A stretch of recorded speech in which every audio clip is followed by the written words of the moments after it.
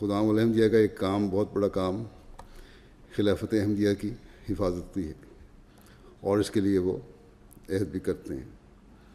اصل حفاظت یہ ہے کہ خلیفہ وقت کے الفاظ کو پھیلایا جائے، ان پر عمل کیا جائے، ان پر عمل کروایا جائے، اور نئی نسل کو سنبھالا جائے۔ خدام احمدیت، خدام احمدیت، خدام احمدیت، خدام احمدیت۔ قوموں کی اصلاح نوجوانوں کی اصلاح کے بغیر نہیں ہو سکتی۔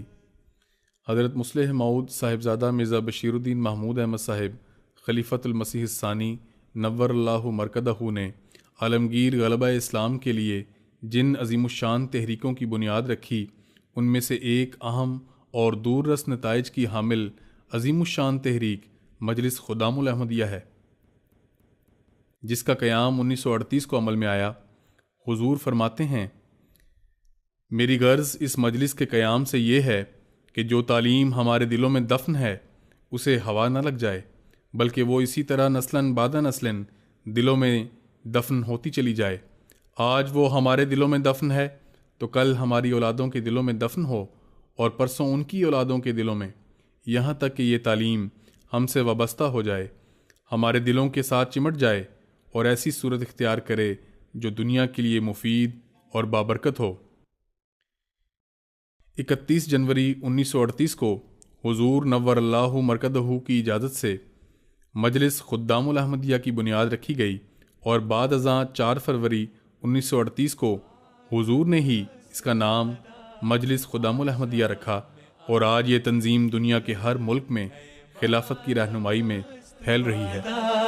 آشام احمدیت چلتا ہے دور مینا، وجام احمدیت تشنا۔ اس مجلس کے پہلے صدر پہلے سال کے لیے مکرم مولانا قمر الدین صاحب مقرر ہوئے، اور دوسرے ہی سال سے اس مجلس کی صدارت کے لیے حضرت صاحبزادہ مرزا ناصر احمد صاحب مقرر ہوئے۔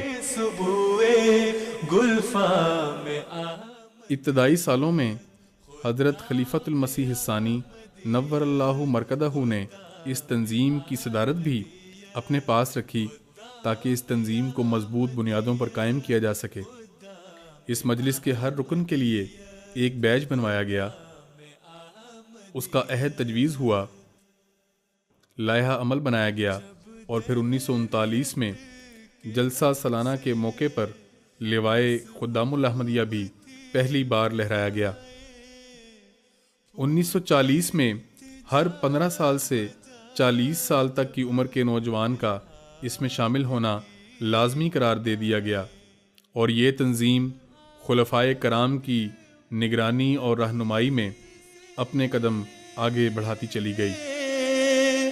اسلام کو بچائے، زور دعا دکھائے خدام احمدیت، زور دعا دکھائے خدام احمدیت، خدام احمدیت، خدام احمدیت، خدام احمدیت، خدام احمدیت، خدام احمدیت، پھر باغ مصطفیٰ۔ مجلس خدام الاحمدیہ کی بڑھتی ہوئی ترقی اور پھیلاؤ کی وجہ سے حضرت خلیفۃ المسیح الرابع رحمہ اللہ تعالی نے 1989 میں ہر ملک کی تنظیم کا ایک مقامی صدر مقرر کرنے کا فیصلہ کیا تاکہ اس مجلس کے کاموں میں مزید نکھار پیدا کیا جا سکے۔ انتظامی لحاظ سے اس مجلس کا ایک صدر ہوتا ہے جو کہ حضرت خلیفۃ المسیح کی رہنمائی میں اپنے تنظیمی کام سر انجام دیتا ہے۔ مرکزی سطح پر صدر مجلس خدام الاحمدیہ شعبہ جات کے کام کو فعال کرنے کے لیے نیشنل عاملہ کے ممبران کے اسماء تجویز کر کے حضرت خلیفۃ المسیح سے منظوری حاصل کرتا ہے۔ ان شعبہ جات کے نگران صاحبان کو محتمم کہا جاتا ہے۔ خدام احمدیت، خدام مجلس خدام الاحمدیہ کا تنظیمی سال 1 نومبر سے شروع ہو کر 31 اکتوبر کو اختتام پذیر ہوتا ہے۔ ہر سال کے آغاز میں ہر سطح کے عہدیداران کے لیے ریفریشر کورسز کا انعقاد کروایا جاتا ہے۔ اسی طرح مرکزی ممبران عاملہ، مجالس، اضلاع اور علاقہ جات کے دورہ جات، خط و کتابت اور بذریعہ فون اور ای میل تنظیم کے ہر عہدیدار اور ممبر سے رابطہ رکھتے ہیں۔ تمام احمد اس تنظیم کا بنیادی یونٹ مجلس ہوتا ہے، جس میں قائد مجلس منتخب ہوتا ہے اور وہ اپنی عاملہ تجویز کر کے صدر مجلس سے منظوری لیتا ہے۔ جہاں پر مجلس بڑی ہو ان کو مزید حلقہ جات میں تقسیم کر دیا جاتا ہے اور حلقے میں نگران زعیم حلقہ کہلاتا ہے اور اس کی عاملہ کے شعبہ جات کے نگران کو منتظم کہتے ہیں۔ مجلس کے ممبران عاملہ اپنی اپنی مجالس میں لائحہ عمل مجلس خدام الاحمدیہ اور مرکز سے موصول ہدایات کے مطابق خدام کی تعلیم و تربیت کے لیے پروگرام ترتیب دیتے ہیں، جس میں اجتماعات، تربیتی اجلاسات، علمی اور ورزشی مقابلہ جات،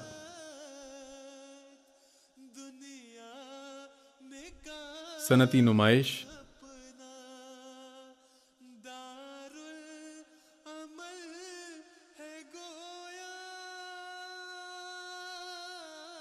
وقار عمل،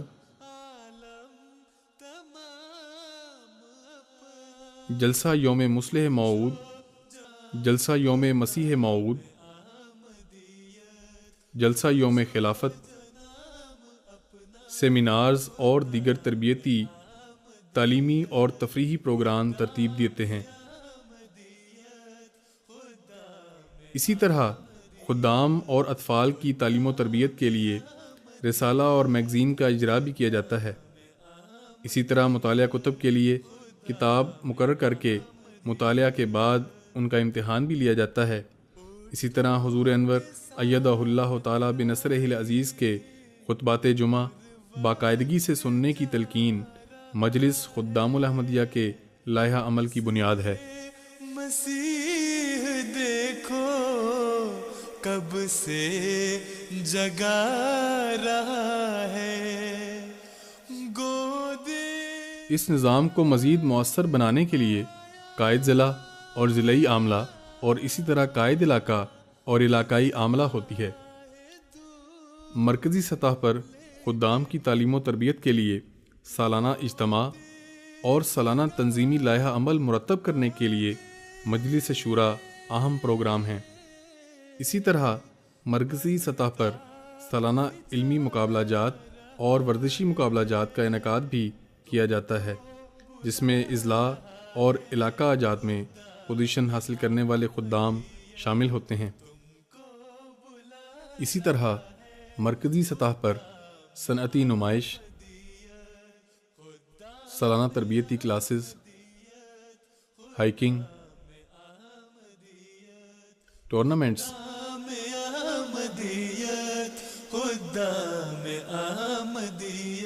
اور دیگر پروگرام بھی کیلنڈر کا حصہ ہوتے ہیں۔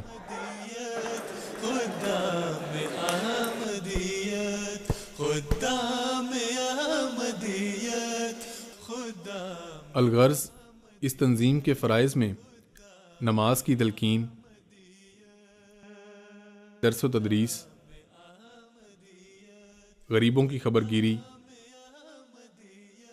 نوجوانوں میں ایثار اور قربانی کی روح پیدا کرنا، ہاتھ سے کام کرنے کی عادت، مستقل مزاجی پیدا کرنا، لوگوں کی ذہانت کو تیز کرنا، خدمت خلق کا جذبہ پیدا کرنا اور ان کے اندر دینی اخلاق پیدا کرنا شامل ہے۔